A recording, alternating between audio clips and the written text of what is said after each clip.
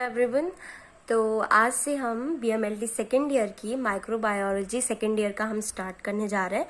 तो हमारे सिलेबस में सबसे पहला टॉपिक है आइडेंटिफिकेशन ऑफ बैक्टीरिया। इसमें हम किसी भी बैक्टीरियाज को ऑब्जर्व करने के लिए, डिटरमाइन करने के लिए उसको आइडेंटिफाई करेंगे। कुछ मेथड होते हैं, कुछ प्रोसेस होते हैं जिसके थ्रू हम बैक्टीरियाज का पता लगा सकते हैं कि ये कौन से बैक्टीरियाज है, किस टाइप के इसमें टेस्ट होते हैं एंड एक्सेट्रा।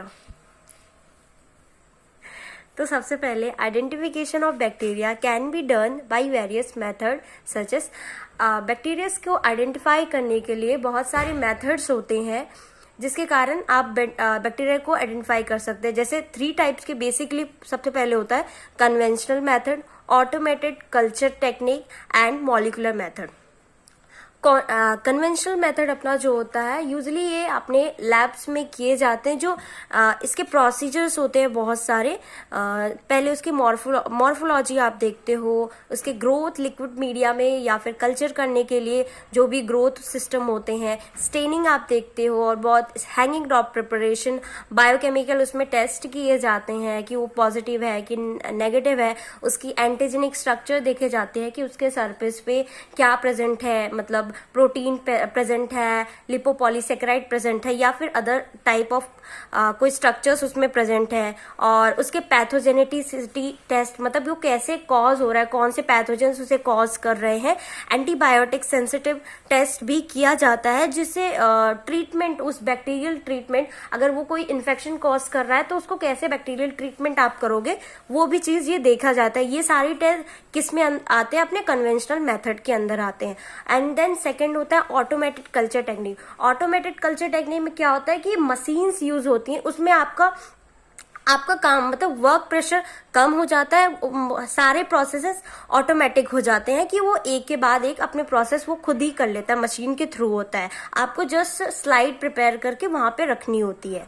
देन थर्ड होता है molecular method. Molecular method best method माना जाता है क्योंकि ये इजीली डायग्नोज कर सकता है किसी भी बैक्टीरियाज को और उसके ट्रीटमेंट भी वो बता देता है। ठीक है, अब हम आगे बढ़ते हैं। After isolation of bacteria in pure culture form specimen, it has to be identification. जब हम किसी भी बैक्टीरियाज को आइसोलेट करते हैं, उसको प्योर कल्चर फॉर्म में उसको ग्रो कराते हैं, तो उसको आइडेंटिफिकेशन के लिए कुछ कैरेक्टरिस्टिक्स बैक्टीरियल स्टेन का होता है, उसे फॉलो किया जाता है।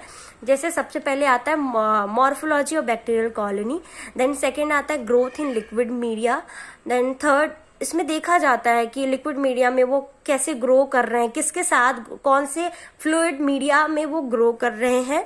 जैसे सीरम हो गया, ग्लूकोज हो गया, ब्लड हो गया। देन स्टेनिंग में खुद को डिफ्रेंशिएट करने के लिए वो कौन से कलर शो कर रहे हैं।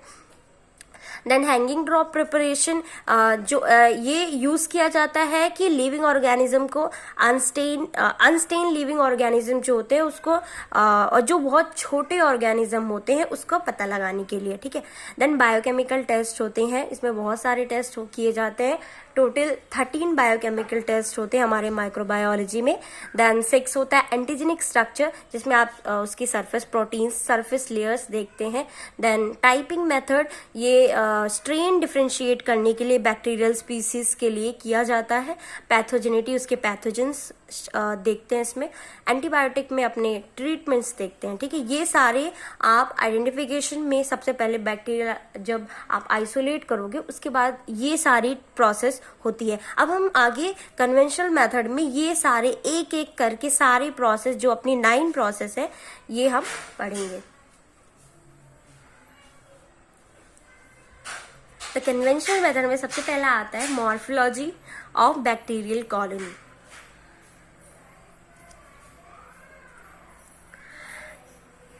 The appearance of bacterial colony on culture media is usually characteristics.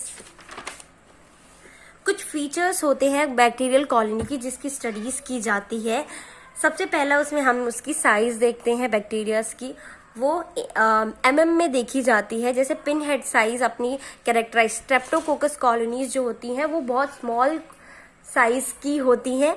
Then second आप उसके शेप देखते हैं, शेप उसमें सर्कुलर भी हो सकता है, इरेगुलर भी हो सकता है। देन एलिवेशंस, उसकी अपनी बैक्टीरियल कॉलोनी जो एलिवेटेड होती हैं, मतलब उसकी साइज देखते हैं, जैसे उसमें फ्लैट भी हो सकते हैं, रेज्ड भी होते हैं, लो कॉन्वेक्स और अनबोनेट।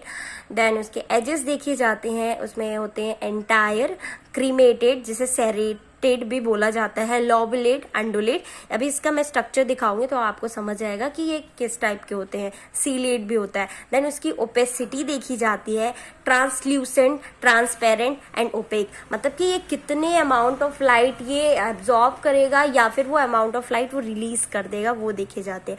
देन इसमें कलर देखते हैं, पिगमेंट में भी प्रोड्यूस बाय सर्टेन बैक्टीरिया, कुछ बैक्टीरिया जो होते हैं वो पिगमेंट प्रोड्यूस करते हैं, एक कलर शो करते हैं, स्टेन करने पे वो अलग डिफरेंशिएट कलर शो करते हैं। हिमोलाइसिस मतलब कि अपनी आरबीसीज का ब्रेकडाउन, हमारे सेल्स के ब्रेकडाउन्स जो शो, कुछ बैक्टीरिया ये शो करते हैं, leads to hemolysis around the colony, colony के अराउंड पे ये शो होगा, ठीक है।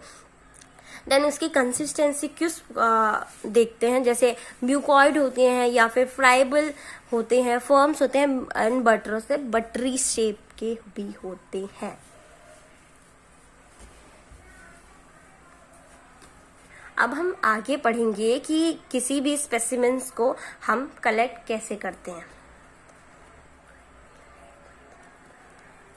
Specimen collection depend upon the type of infection. जो हम स्पेसिमेन कलेक्ट करेंगे, सबसे पहले क्या होगा, वो डिपेंड करता है किस टाइप का इन्फेक्शन है। The proper collection of specimen is the correct and accurate identification of bacteria. आप जितने अच्छे तरीके से किसी भी स्पेसिमेंस को कलेक्ट करेंगे, तभी आप आगे जाके उसका आइडेंटिफिकेशन, बैक्टीरिया के आइडेंटिफिकेशन आप कर पाएंगे। The following general principle should be follow while collecting the specimen. कुछ प्रिंसिपल फॉलो किया जाता है जब आप किसी भी स्पेसिमेंस को कलेक्ट करते हैं, जैसे standard precaution should be follow by collecting and handling all specimens. आपके लैब में जो भी स्टैंडर्ड प्रिकॉशंस फॉलो किए जाते हैं, like you have to wear gloves, you have to wear some lab coat and glasses, and then जो भी standard precaution laboratory में फॉलो किया जाता है किसी भी मतलब सैंपल्स को कलेक्ट करने के लिए, वो आपको सबसे पहले प्रिकॉशन फॉलो करना है। Whenever possible culture specimen should be collected administration at of any empty microbial agent. जो आपके कल्चर स्पेसिमेंस होते हैं, जिसको आगे जाके आपको कल्चर करना होता है, उसको एक खाली माइक्रोबियल एजेंट में रखा जाता है और लीक प्रूफ होना चाहिए। Contamination with indigenous flora should be avoided. हमें अवॉइड करना, लाइक हमारी माइक्रोबियल फ्लोरा मतलब इन्वायरमेंट से के कांटेक्ट में वो नहीं आना चाहिए, हमें उसे कंटामिनेशन फ्री रखना है, उसे अवॉइड करना है, ठीक है। Swab are convenient but inferior tissue aspirate and body fluid. देखो स्वैब कन्वीनियंट होता है, बट आप कोई भी टिश्यू से एस्पिरेट करके सैंपल निकाल रहे हो, वो मतलब अच्छा माना जाता है। All specimen must be appropriate level. जो भी स्पेसिमेन हमारे आते हैं उसमें प्रॉपर लेबल होना चाहिए। And then specimen should be delivered to the laboratory as soon as possible after collection. Like आप जब कोई भी specimens आप collect करोगे लेबोरेटरी में, तो उसको जितना जल्दी हो सके उसे लैब हमें पहुंचाना चाहिए, क्योंकि specimen अगर कुछ भी उसमें एनवायरमेंट के कांटेक्ट में आएगा तो वो स्पेसिमेन रिजेक्ट हो सकता है, उसमें कुछ प्रॉब्लम्स आ सकते हैं, डिफेक्ट्स आ सकते हैं। If required, appropriate transport media should be used. अगर रिक्वायर हो तो आपको ट्रांसपोर्ट मीडियाज भी यूज किए जाते हैं। अलग अलग बैक्टीरियाज के, जैसे बोल सकते हैं पस के बैक्टीरियाज जो होते हैं उसके लिए अलग से ट्रांसपोर्ट मीडिया यूज करते हैं, लाइक फीजेस, स्टूल्स, इस सब के लिए अलग ट्रांसपोर्ट मीडिया यूज किए जाते हैं। अब हम पढ़ेंगे कि डिफरेंट टाइप्स के इन्फेक्शन, किस किस टाइप के इन्फेक्शन होते हैं और स्पेसिमेन कलेक्टेड, उसका कौन सा स्पेसिमेन आप कलेक्ट करोगे, ठीक है। Type of infection and various specimen collected. सबसे पहले उसमें हम पढ़ेंगे टाइप ऑफ इन्फेक्शन में wound and soft tissue infection. अगर आपको वुंड है या फिर सॉफ्ट टिश्यू इन्फेक्शन है, ठीक है, तो आप उसमें स्पेसिमेन कौन सा कलेक्ट करवाओगे, तो पस जो पस फॉर्म होता है, फ्लूइड निकलता है, एक्सक्यूगेट और स्वैब एस्पिरेट फ्रॉम एप्सिस, मतलब कि पर्स के अराउंड पे मतलब जो पर्स में फ्लूइड निकलता है वो फ्लूइड स्पेसिमेन कलेक्शन में यूज होगा। अगर ब्लड स्ट्रीम इन्फेक्शन है, ब्लड से रिलेटेड आपको कोई इन्फेक्शन है तो उसमें आपका ब्लड कलेक्ट होगा। देन यूरिनरी ट्रैक इन्फेक्शन, आपको यूटीआई है तो उसमें आपका मिड स्ट्रीम मॉर्निंग की यूरिन के फर्स्ट पार्ट जो होता है यूरिन का उसे नहीं लेंगे, मिडिल पार्ट जो यूरिन का होता है वो यूरिन का सैंपल यूज किया जाता है यूरिनरी ट्रैक इन्फेक्शन में। अगर डायरिया डिसीज है तो उसमें आपका स्टूल, म्यूकस फ्लैक्स और रेक्टल स्वैब भी यूज किया जाता है। रेस्पिरेटरी स्वैब इन्फेक्शन है तो यहाँ पे स्प्यूटम यूज किया जाता है थ्रोट स्वैब से, या फिर ब्रोंको एल्वियोलर लेवेज। ये क्या होता है कि आपके लंग्स से इसमें एक इंस्ट्रूमेंट यूज किया जाता है जिसके कारण नॉर्मल सलाइन आपको इंजेक्ट किया जाएगा उस इंस्ट्रूमेंट में, देन वो आपके नोज के थ्रू आपके लंग्स में जाता है और वहां से वो सैंपल कलेक्ट करके वहां का स्वैब, वहां की फ्लूइड लिया जाएगा, वो फ्लूइड आपके टेस्ट में यूज होगा। Then eye and ear infection, अगर आपकी आंखों में या फिर आप कानों में इन्फेक्शन है तो उसमें आप क्या करेंगे कि कंजक्टिवा स्वैब आप यूज करेंगे या फिर corneal scraping swab from outer ear से आप उसका स्क्रैप करके उसके सैंपल आप लोगे। इन्फेक्शन फ्रॉम स्टेराइल फ्लूइड, जैसे इन्फेक्शन स्टेराइल फ्लूइड में आप बोल सकते हो कि CSF, pleural fluid, synovial fluid, peritoneal fluid, ये डिफरेंट काइंड ऑफ फ्लूइड्स है तो इसमें आप वो फ्लूइड ही लोगे, ठीक है, सैंपल। स्पेसिमेन जो हम कलेक्ट करेंगे वो tightly sealed leak proof container होना चाहिए, वो टाइटली सील्ड होना चाहिए, वो लीक नहीं करता हो। अगर वो लीक करेगा तो वो रिजेक्ट हो जाएगा sample. Specimen grossly contaminated and compromise में रिजेक्टेड, अगर कंटामिनेटेड है, वो ओपन है, अगर हो रहा है ओपन एनवायरमेंट के कांटेक्ट में आ रहा है तो वो स्पेसिमेन रिजेक्ट हो सकता है। If anaerobic culture is required, proper anaerobic collection container with media should be used. अगर कोई एनारोबिक कल्चर है मतलब कि इन एब्सेंस ऑफ ऑक्सीजन, अगर कोई ऐसी बैक्टीरियाज है, ऐसे सैंपल्स हैं तो उसके लिए उस एनारोबिक कलेक्शन कंटेनर यूज किया जाएगा। उसके साथ उसके मीडियाज, उसके different kind of medias use किए जाते हैं, वो यूज किया जाएगा इसमें, ठीक है। देन आता है अपना डायरेक्ट माइक्रोस्कोपी, लाइक कोई भी सैंपल है आपके पास, स्मीयर है, उसका एग्जामिनेशन के लिए आप क्या करोगे, specimen are subjected to the following staining technique. उसमें कुछ स्टेनिंग टेक्निक्स फॉलो की जाती है, जैसे सबसे पहले हम आइडेंटिफिकेशन करने के लिए हम यूज करेंगे Gram staining. It is the first and foremost stain done for bacterial identification. ये सबसे पहले बैक्टीरियल आइडेंटिफिकेशन के लिए ये किया जाता था ग्राम स्टेनिंग, जो क्या करता है कि ये डिवाइड करता है बैक्टीरिया को ग्राम पॉजिटिव और ग्राम नेगेटिव बैक्टीरियाज में, ठीक है। देन उसके बाद आता है एल्बर्ट स्टेनिंग। एल्बर्ट स्टेनिंग क्या होता है कि ये बेसिकली किसी एक ही बैक्टीरियाज के लिए यूज किया जाता है, ज्यादातर कॉर्नी बैक्टीरिया, डिप्थीरिया, जो कॉजेटिव एजेंट, इसका कॉजेटिव एजेंट डिप्थीरिया होता है। Then Jaden acid fast stain, it differentiate acid fast bacilli। ये acid fast bacilli को डिफ्रेंशिएट करेगा नॉन एसिड फास्ट bacilli से। जैसे इसका एग्जांपल है माइक्रोबैक्टीरियम ट्यूबरकुलोसिस, ये नॉन एसिड फास्ट bacilli से इसको डिफ्रेंशिएट करेगा, ठीक है।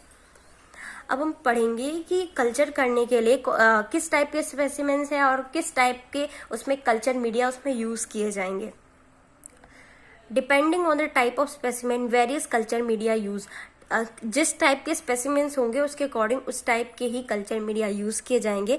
Combination of blood agar and MacConkey agar is the most common for most specimens such as pus, bone swab and other exudate specimen. Blood agar और MacConkey अगार के combination ज़्यादातर किस specimen के लिए यूज़ किया जाता है, जो पस, बोन स्वैब, मतलब कि अपने पस जो होते हैं, वुंड के जो स्वैब होते हैं उसके लिए ये अगार यूज़ किया जाता है, ब्लड अगार, मैकोंकी अगार। एंड जो भी एक्सक्यूडेट स्पेसिमेंस होते हैं उसके लिए ये अगार यूज़ किया जाता है, ठीक है।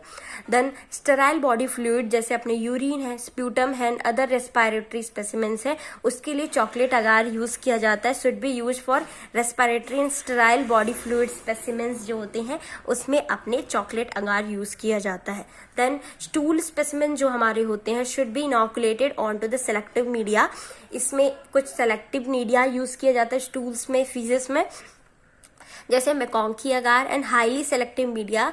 देखो इसमें मैकॉन्की अगार यूज होगा या फिर हाईली सेलेक्टिव मीडियास यूज होंगे, जैसे DCA, XLD एंड TCBS, ये भी एक कल्चर मीडिया ही होता है, ठीक है। Blood specimens should be directly inoculated into blood culture bottles, उसके ब्लड कल्चर एंटीकोगुलेंट्स अपने आते हैं, उसमें ही वो सैंपल कलेक्ट होगा without performing direct microscopic method, चाहे उसके डायरेक्ट माइक्रोस्कोपिक मेथड परफॉर्म करे बिना ही उसको एक एंटीकोगुलेंट कल्चर मीडिया में यूज उसका सैंपल मतलब उसको कल्चर कराया जाएगा। Clade agar can be used for the urine specimen as a substitute to blood agar and McConkey agar combination. Clade agar ज़्यादातर यूरिन स्पेसिमेन के लिए यूज़ किया जाता है, चाहे आप ब्लड अगार या फिर मैकॉन्की अगार के कॉम्बिनेशन यूज़ करो या फिर क्लेड अगार यूज़ करो, वो उसको एज अ सब्स्टिट्यूट यूज़ किया जाता है, ठीक है। अब हम पढ़ेंगे growth in liquid media. Liquid media growth में क्या यूज किया जाता है, कौन से लिक्विड मीडियास यूज किए जाते हैं। Commonly use liquid media are peptone water and nutrient growth, ज्यादातर यूज किया जाता है पेप्टोन वाटर या फिर nutrient growth. Bacterial growth appear in following forms, bacteria की जो ग्रोथ होती है वो बहुत अलग अलग फॉर्म्स में पाए जाते हैं, जैसे सबसे पहला होता है यूनिफॉर्म टर्बिडिटी, मतलब कि उसमें टर्बिडिटी शो होगा। Most of the gram negative bacteria grows in this form deposit at the bottom, जो ग्राम नेगेटिव बैक्टीरियाज होते हैं ज्यादातर ये अपने बॉटम में डिपॉजिट हो जाते हैं। दिस अकरिंग ग्रोथ ऑफ, जैसे एग्जांपल है streptococci chain of this bacteria heavier में सेटल डाउन एट डिपॉजिट। ये क्या होते हैं कि स्ट्रेप्टोकोकाई अपने बैक्टीरियाज जो होते हैं ये चेन फॉर्म में ग्रो करते हैं और ये इतने हैवी होते हैं जिसके कारण वो अपने मतलब सेटल डाउन हो जाते हैं, हैवियर होने के कारण द डिपॉजिट नीचे सरफेस पे ये डिपॉजिट हो जाते हैं।